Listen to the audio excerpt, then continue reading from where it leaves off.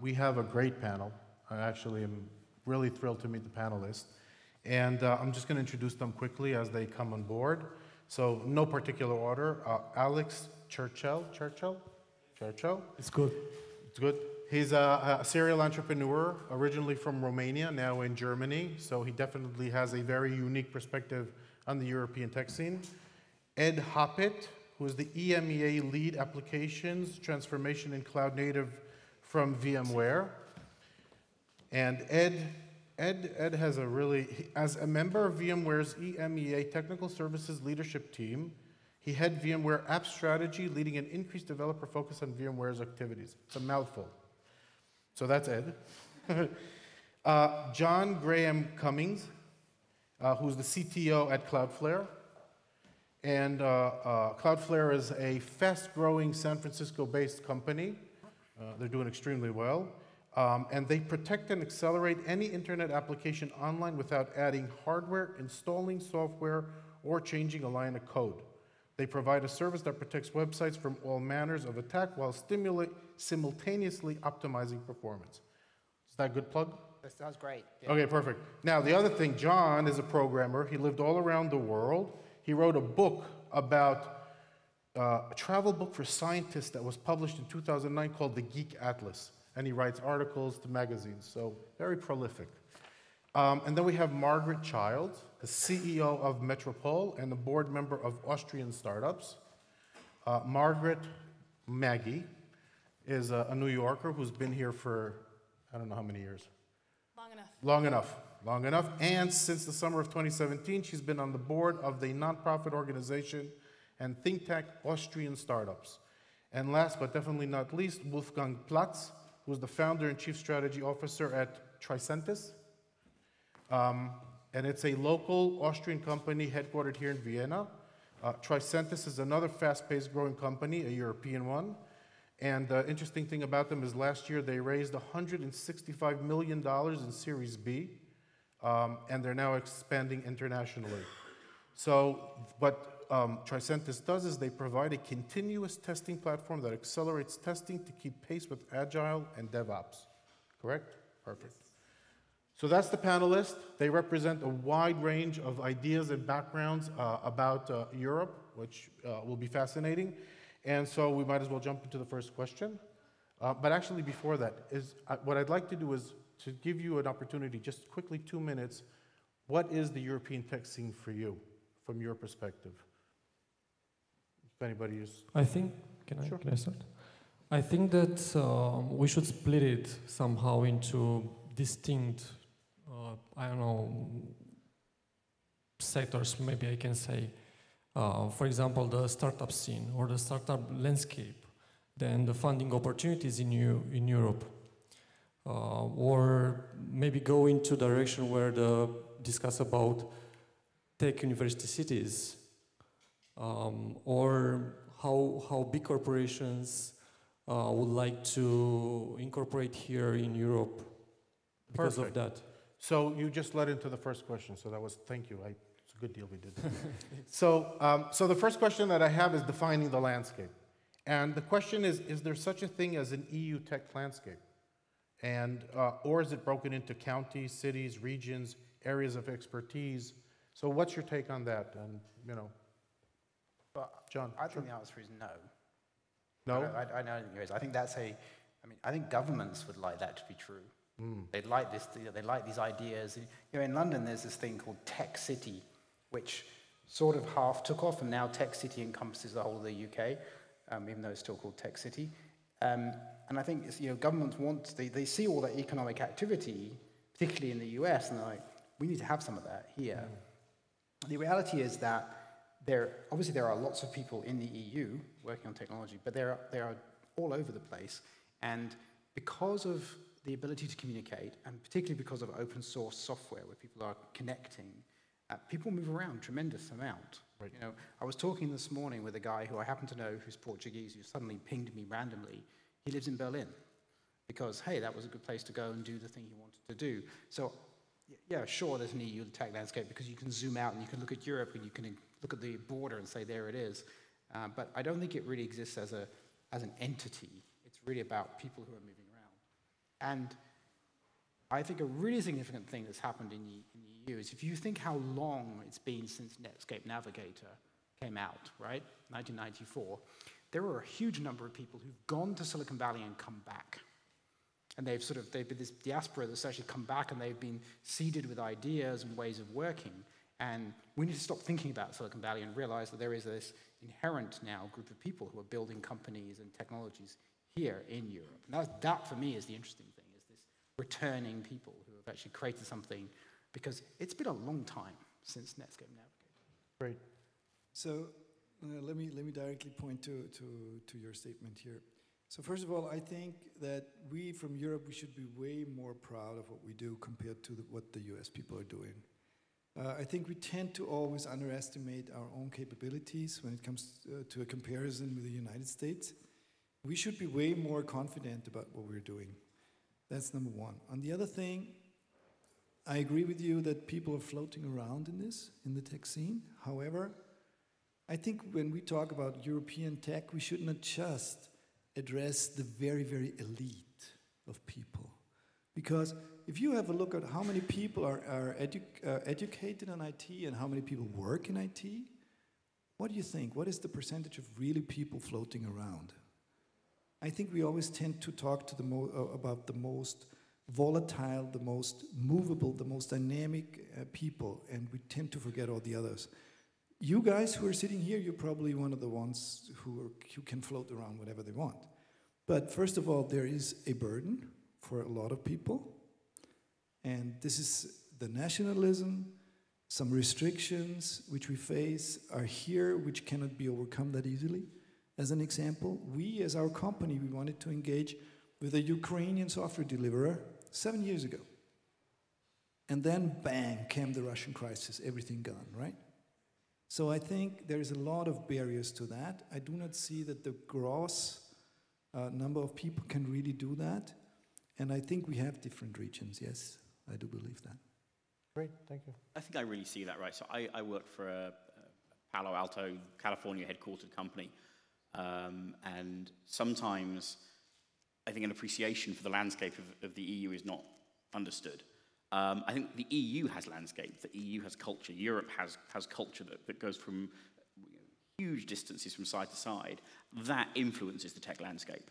I'm not sure there is a tech landscape that is unique in its own place. I agree with that very often we play down, or we're quite humble about what we do and our achievements.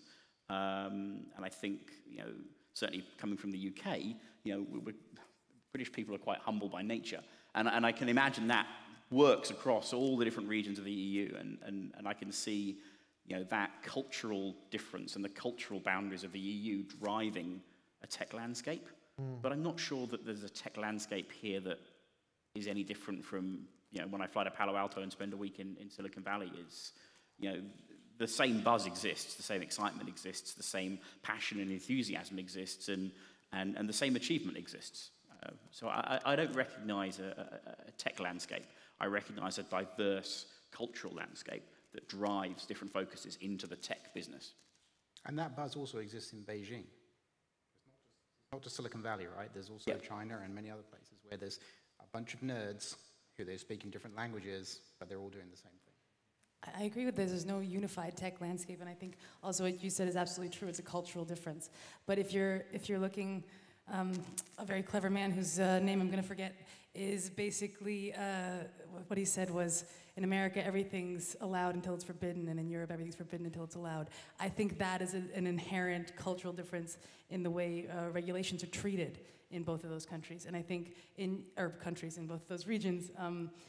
And there's also the fact that the nation states in Europe, of course, have their own company structures, have their own legal structures that have yet to be at least streamlined in a way that people feel comfortable being mobile on a company level. And I think that's going to change the tech industry inherently from the get-go, as soon as that becomes something that people can just adopt and say, oh, I'm going to invest in a European company and not I'm going to invest in a German company or a French company or an Italian company. I think that's going to change a lot of the way we think about Europe as a region and as a tech landscape. I think that's going to change a lot. That's great. I think it's going more granular to city level, if you ask me. Because all the time you hear about London as a technology city, or Berlin with the startups, or I don't know, Barcelona. So I think it's going more to a city level than not even speaking about EU landscape, more to a city landscape, from my opinion. Great, and I heard that another way possibly to distinguish is based on fields of expertise. So that it could be that Helsinki is more about games, the UK is more about fintech, and I don't know, what's your take on that? Does that make sense? That you can go by areas of expertise in Europe? I think it makes sense. I mean, anyone who's walked down a high street knows that like businesses like to cluster together. That's, you know, I'm a huge Formula One fan, and you can point to almost every Formula One team exists between Oxford and Cambridge. And that's just the way it is. So I think you're right. I think that what you find is that like businesses attract like businesses, and they feed off each other. I think that's natural. Great, perfect. So that brings me to the second question about hiring. I'm just going to read this out. So Germany and the UK have been attracting a lot of talent from abroad in the last few years. Central European countries have had current governments with quite strong nationalistic tendencies. How do they cope to attract foreign talent? So is there an impact, say, with Macron being the president now in France, giving a boost to their economy? I mean, how are the nationalistic or local issues impacting the tech scene in those countries? I think that's an interesting question. I would point it more to the distinction between motivation and hygiene. What I believe is, you're aware with that theory, right? That there's hygiene factors and motivators. I think that the political system is a hygiene factor. It can destroy. I'm not so sure it can attract. What I mean by that is, if you have a look at, for instance, what's happening now in Hungary, we do have a strong development presence in Hungary. More and more of these developers would love to come to Vienna because of the political circumstances there. I'm not sure if Macron will attract a lot of people. For sure, he will not send them away. You know what I mean? Yes. I'm not sure it is a motivation. I think it's hygiene. But these hygiene things are very relevant, and they must not be vulnerated. Otherwise, you lose that kind of talent. It's a burden, and it's a crime to the society. Thank you. One of the things we've seen in London is that, you know, obviously Britain has decided to shoot itself in the head and leave the EU. And you know, what you would say is, has that changed the recruiting of people? And we have seen less candidates from the major EU countries because there's uncertainty about their future, and an increased number of candidates from other countries where they can get visas. And I have literally had interview candidates say to me, yeah, I looked at Brexit and thought, that's a good opportunity for me because I'm Russian, I'm Ukrainian, I'm from Belarus. I can go to the UK, there'll be less competition. So the jobs are still there, it's just a different group of people who are coming, and they have the talent. And so I think that, you know, what happens with these political things is you just change the mix around where people end up. So now we're going to, you know, I think Britain will have a lot of Russians and Ukrainians in the country rather than Poles and French. So it just changes the situation. But I think it's also going on the other way around, where a lot of them are leaving from London, and I think it's more of them are leaving than maybe, I don't know, coming to London. This is something, of course, that we have to see, right? A few years back, we wanted a friend of mine's company, we wanted to hire a Romanian, and it was back before Romania was on the list of easy access employees in Austria. And they were, however, able to get a job in the UK. They could get a UK visa. So that's now completely switched around, and that program is now back in Vienna.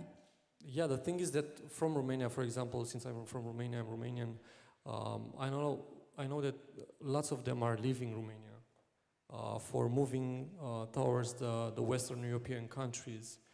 Since we do provide a lot of like developers, we do have like big cities with like university cities for technology, like Bucharest, Cluj, Timișoara, Craiova, whatsoever. So yeah, we do see a lot of people migrating towards the Western European countries, plus some other big corporations that are incorporating in Romania because of that, because we have like good developers among, I don't know, Polish guys or, yeah. So we see this shifting towards the Western European countries. And it's easy, of course, it's easy to move from Romania, since we are a European country, to whatever Austria or Germany, or in the past was like for the same for UK. Great. Perfect.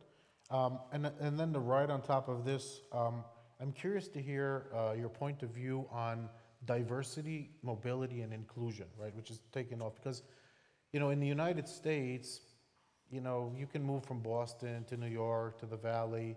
It's pretty much all the same. People will disagree with me, but there's minor nuances versus major nuances.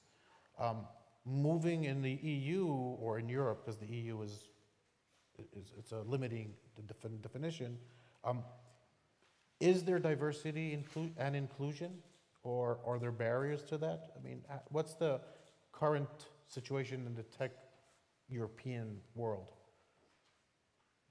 I don't see it as a barrier. I think that it's easier to move out if you really want to do that, right? So I think that moving towards other countries, we see it a lot, at least in tech. Please go ahead. Okay, I think it's actually one of the reasons I founded my company. The main barriers, I think, in Europe are language barriers. And that's something that for code is the same. I mean, code is one language, but you have of course, you know, people can. It's the same with music, right?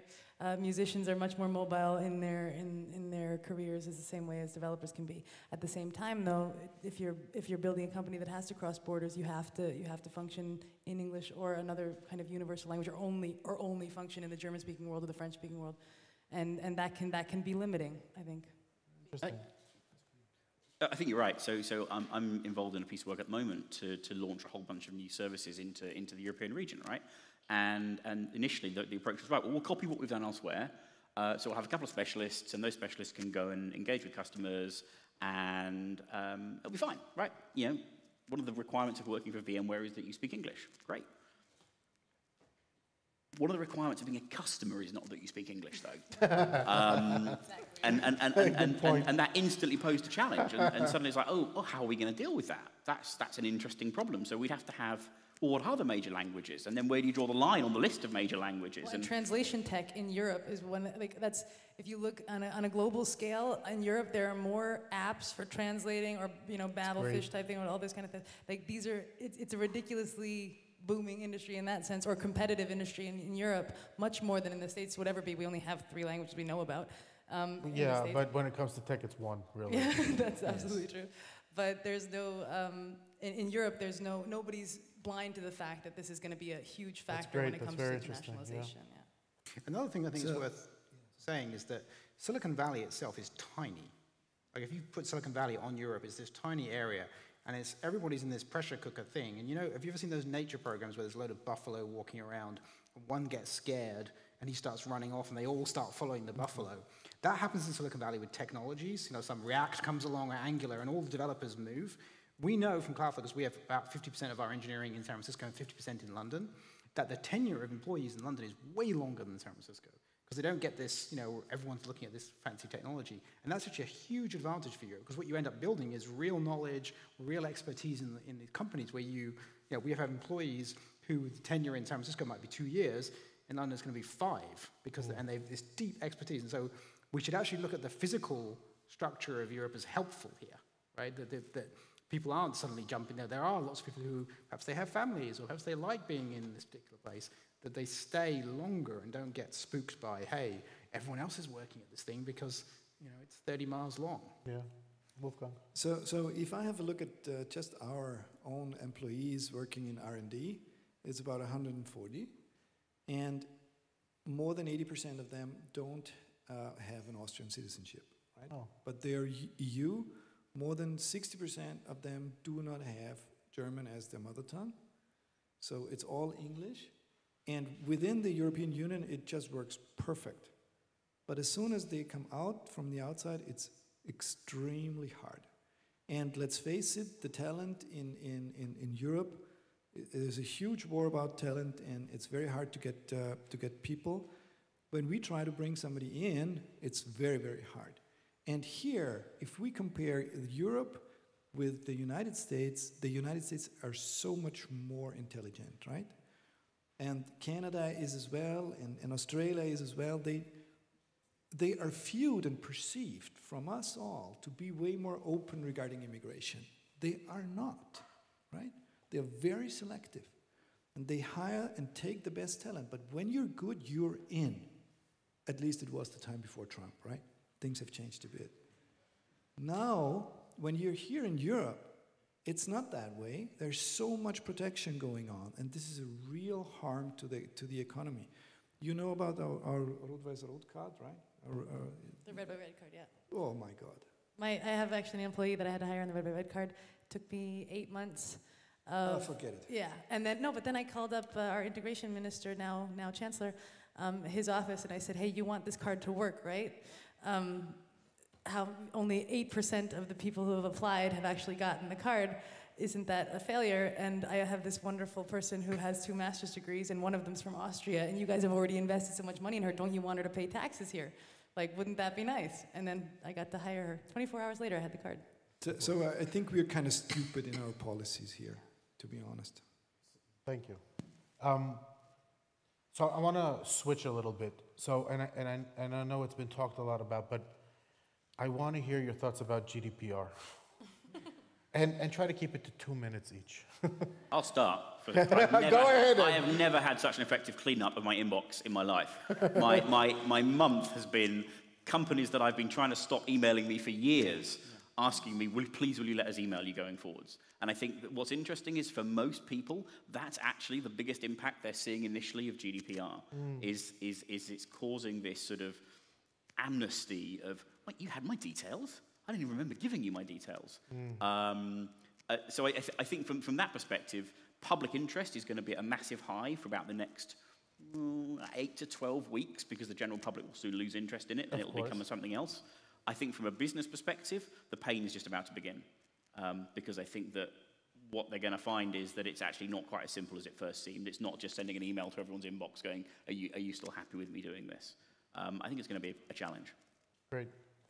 I think that it's good for us, but it's... Wait, who is us? Us in terms of people, everybody. Like as an individual as consumer? Individual, yeah. And it's going to be a pain in the ass. Oh, sorry. That's okay. For the companies, yeah. It's going to be really crazy, but we shall see it, yeah, definitely. And as you said, I've been receiving emails from, whoa, when did I enroll for such a thing, right?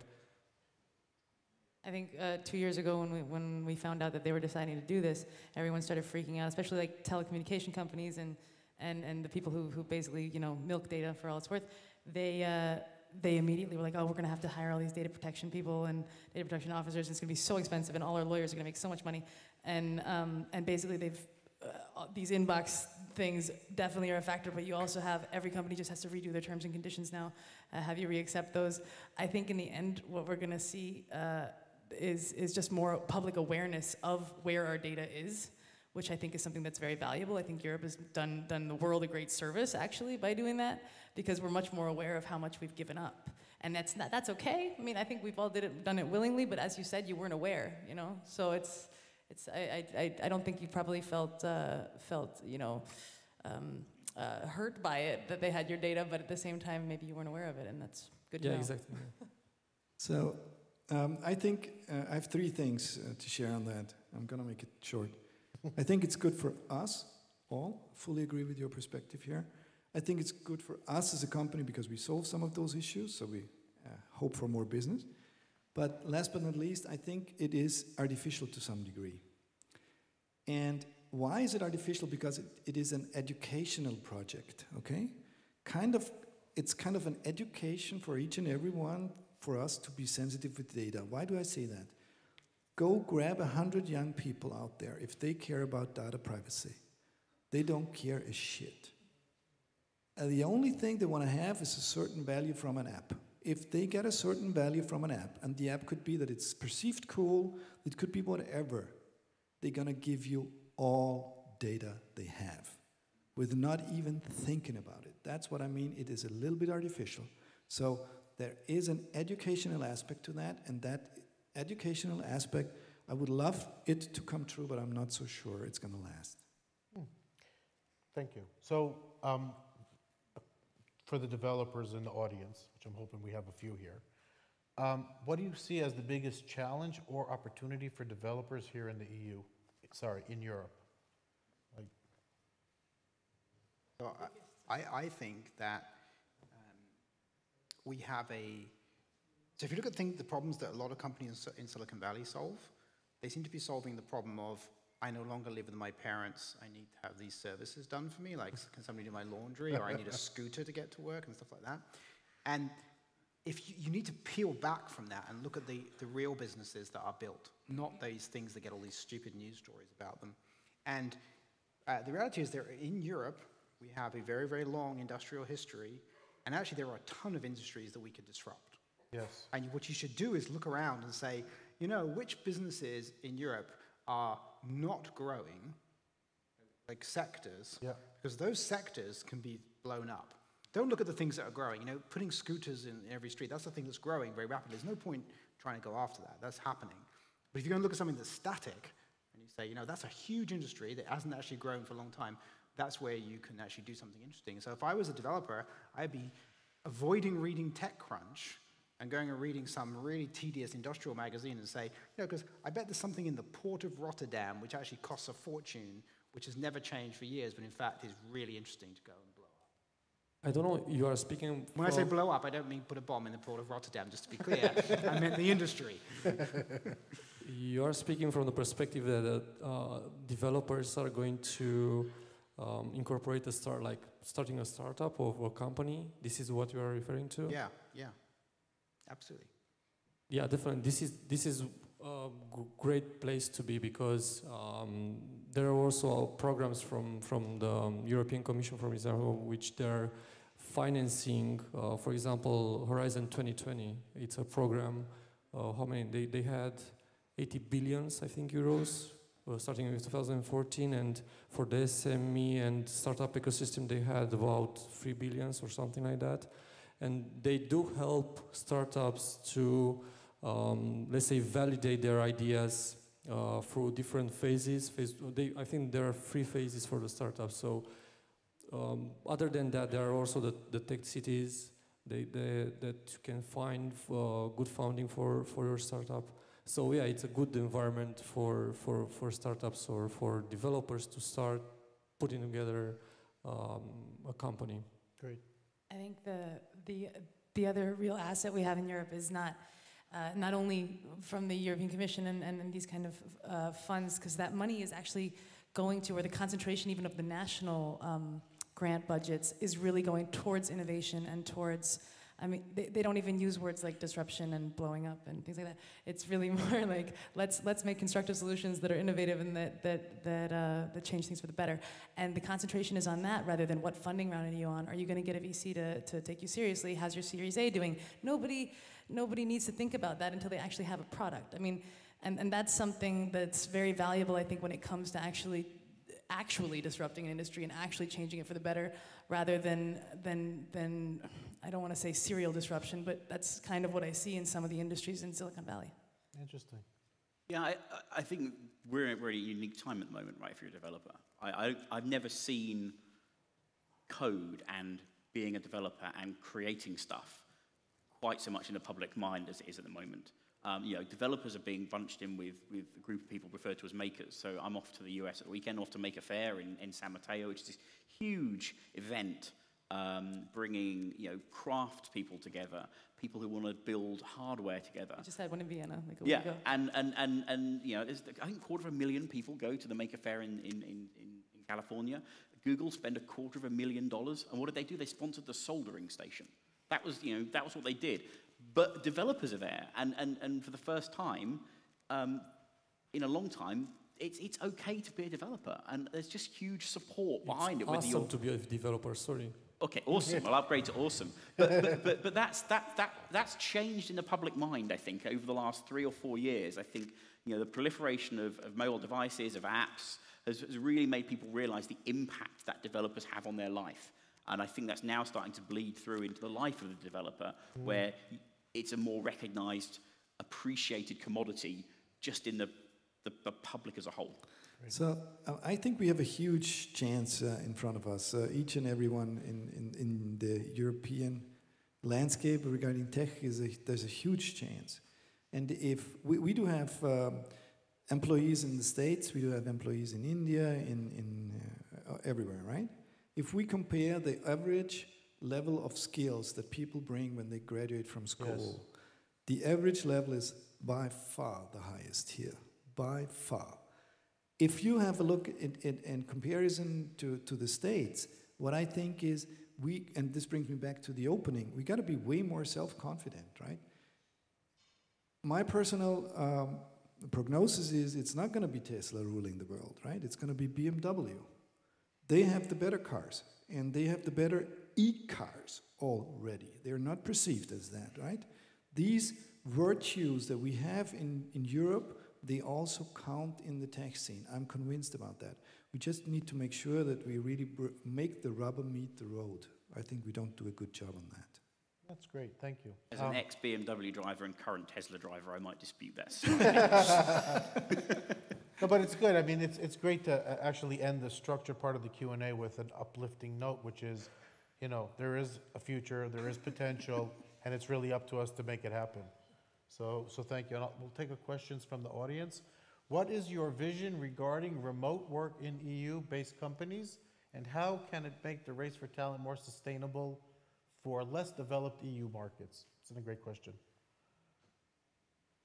Maggie, go ahead. Well, it's kind of a little bit difficult if we take EU and replace it with Europe real quick, because the European Union has a fund for external development or external interests, and they've just upped that budget by 26% to 123 billion euros. It's a lot of money, and that's all going into the neighborhood.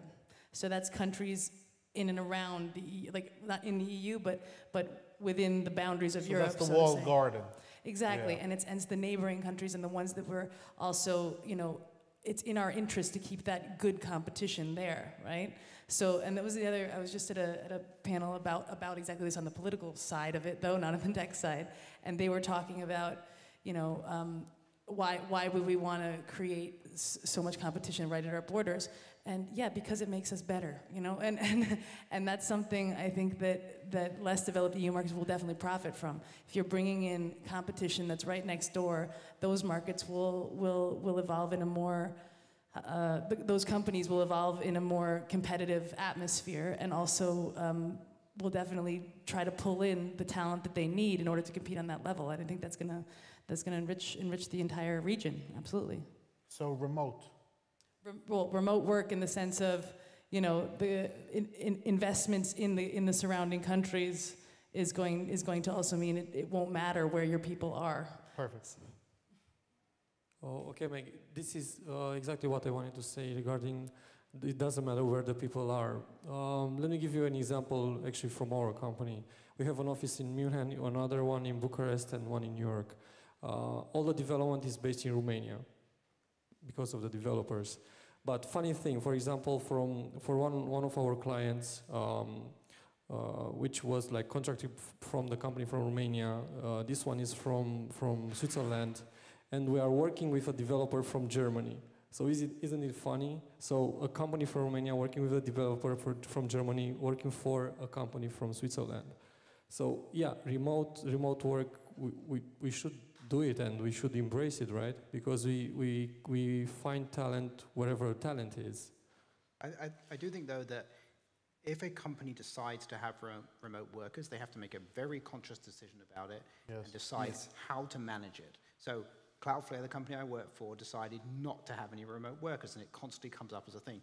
We made that decision to have our developers in a small number of offices for particular reasons. If you're going to do remote work, then it's an investment in communication and developing those people, because they are far away.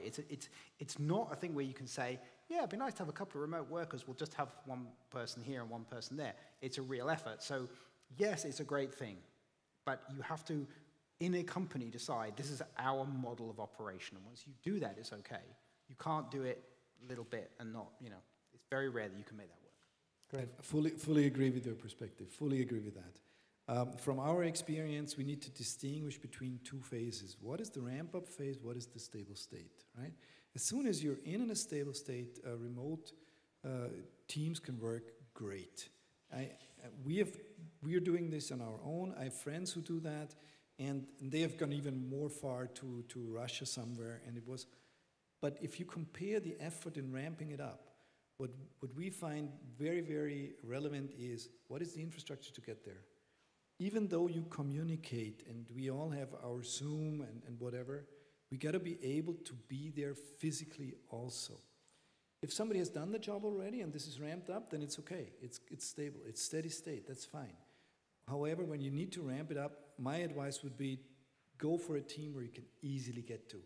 Find out what is the flight, are the direct flights, can I get there within 2 hours? Each and every hour is going to make a huge difference. When it's steady state, it's fine.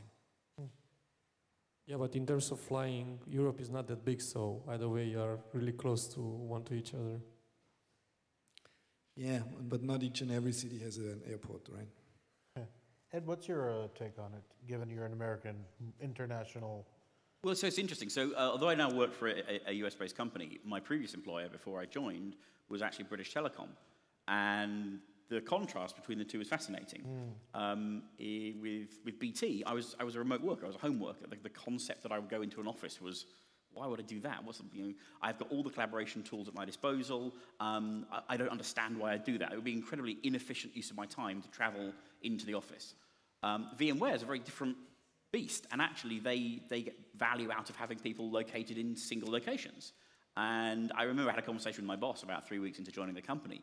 And I said, look, this is a really inefficient use of my time. You're asking me to come into an office. Why don't you just give me the tools to do my job wherever I am? I'm the same person. And he said, it might be a very inefficient use of your time. It could be a very effective use of your time. And he said, don't confuse efficiency with effectiveness. And so I went to the office a few times. And you know what? It turns out it's really effective to be at the water cooler at the right time to have the right conversation. And that ad hoc collaboration is very difficult to build into a remote work environment. So I think what you take away from this is that you have to pick the right ability to be the right kind of worker in the right place, okay? Not everyone can do their job as a remote worker, and sometimes teams have to come together. There is nothing beats a team in the room with a massive whiteboard. No amount of collaboration tools will fix that. Oh, and pizza. But you can't fix that looking at someone on a little laptop screen. It doesn't work. Yeah, at Stack Overflow, we're remote first, and we're truly remote. Most of our company is remote. But one of the distinctions that we saw that worked is that when you need management or marketing or softer skills to require the people, it's better to have them in the office. The engineers, the programmers, the developers, they could actually work remote on their own. So I'm curious, would that work well for the European tech scene? To have a split like that where you can sort of manage the remote and split it up? I mean, I know several companies that work only remotely. I mean, here in Austria, there's one company called Blossom. It's a kind of a tracking tool, work tracking tool for programmers. It's a really, really fantastic company. They have really big clients like, at the time, NASA and Facebook and things like that. And they have people all over the world, from Singapore to Chile to all over the place. And they all work. They work together on the systems that they work with. They have, conference calls. They have things like that. And yeah, when they get a chance to, they meet up with each other. but they don't. But for their needs, for what they're building, it's really more a task by task kind of working structure. And I think it really depends on what kind of company you have, what kind of products you're developing, and whether the collaboration needs to be with pizza. Yeah, that's correct. And plus, you also have the Scrum meetings every day, right? If you are working remotely, so you can have control over the tasks that are every day working on, right? So it's interesting though, because I tweeted the other day a photograph of one of our teams all packed into a room doing a handover, because we have 3 major offices and we hand over Singapore to London, London, San Francisco, and then round again. And somebody replied to me, it's like, don't you have collaboration tools for doing this stuff? And I was like, yes, absolutely we do. Absolutely, we have global collaboration tools. We have all this stuff in wikis and chat and all these mechanisms. But there's literally nothing like those 2 teams just melding for 15 minutes a day and saying, today in support, these have been the issues the customers are facing, or today in operations, these are the issues that we've been dealing with, and hey, watch out, we think the disk might be failing in this machine. You can write all that down, but literally having that human contact really builds relationships that are super valuable. Yep. Yeah, but what Maggie said also is depends on the business, depends on the product that you have, depends on what product you're developing. Yep. So Yep. Great. And I'll take one last question from the audience because we're running out of time. I guess we can't avoid the Brexit conversation. So how will Brexit affect the UK and the European landscape? Or how is it affecting? Or what will be the long-term effect? If I knew the answer to that, I'd be placing bets or something. I wouldn't be sitting here telling you. I mean, I can tell you the effect we've seen. As soon as the vote happened and there was this shock of, what happened. Yeah. And I'm married to someone French, so it was a big shock, let's put it that way. We saw candidates just dried up because people didn't know what was going to happen. There was uncertainty. And I think the overall thing is this uncertainty. And I think what the real issue is, how long does this uncertainty go on? So March of next year, we exit the EU, yet there's some transition period which keeps getting extended. Hopefully getting extended long enough that another government comes along. I think that's what the government's currently trying to do, right, is extend it until someone else has to deal with it. Yes. So the real question is, how long do we stay in this uncertain period? That's the problematic thing. As soon as there is certainty, then I think what will happen is we'll still see people from the EU, because I am sure that we'll say, yeah, actually, those developers are really valuable. And there'll still be people coming to London. So I don't think Brexit destroys London. I do think one thing happens, though. I think that for lots of firms like ours, there will be offices opened in European cities because some of our employees will want to go back. Yes. And we will decide, okay, actually, we should have an office in Munich and then build something up there. And we have actually opened an office in Warsaw. And I think we will end up having more people there. So there's going to be a shifting of the pieces on the table, but I think the UK is fairly robust, but the uncertainty has to end. That's the real problem. I think that they were doing okay before, right? And I think that they are going to do fine after Brexit too. So somehow they are going to find a way to manage the Brexit for sure, as you told us. Great. Maggie, sure. I think there's also the factor of, as we were talking about before, with the kind of common market. What's one of the reasons that the United States is such a nice place to start a startup is because you can scale quickly because there are no boundaries between the states. So you can have the same currency, you can have the same legal structures for companies, and that just makes everything a lot faster. That's going to be the case for the EU. That will not be the case for the EU and UK together. So I think the UK is going to definitely suffer losses on the tech front because tech needs to scale quickly. And they're just more able to do that in a place with more people that is bigger. Right. So, first of all, I agree with your statement. First of all, with the shock. I still remember where I've been when I heard the news, right? I've been in Mountain View and discussing with the customer, and then they told me, okay, well, we have this office there in London, we're not going to do the deal, done. 3 months later, they did the deal, by the way, right? So the shock was just a wave, and it's gone. I believe that the uncertainty will end. I personally will hope that there is a way out. But what I learned about UK, I'm not sure if it would be the best solution for UK. UK seems to be completely split between this urban city London thingy and the rest of the country. So I'm not sure whether it would be really the best thing for UK. I think that they're not going to suffer as much as we Europeans want them to suffer. I don't think that's going to happen. I don't think that's going to happen. First of all, UK is too robust, and there's such a close relationship to the States. I think they're going to be fine. I think the EU population doesn't feel the same way Brussels feels about this. I'm just putting that out there. I mean, Brussels gets real mad and gets all pissy when they're doing that, but I don't think the people feel like the citizens of Europe don't feel. I mean, I think Brexit is far more worrying for people not in technology than it is for people in technology. I think your point about London versus the rest of the UK, the regions, and what's happened there, I'm much more concerned about, from a Brexit perspective, what happens when populations that voted for it later on are in a worse situation, and there's a political problem of saying, wait a minute, we thought this was going to get better because of this thing, and now it hasn't. I think tech stuff will, will fix this. We'll have different people. Maybe there won't be so many Spanish developers in London. Well, we'll deal with that.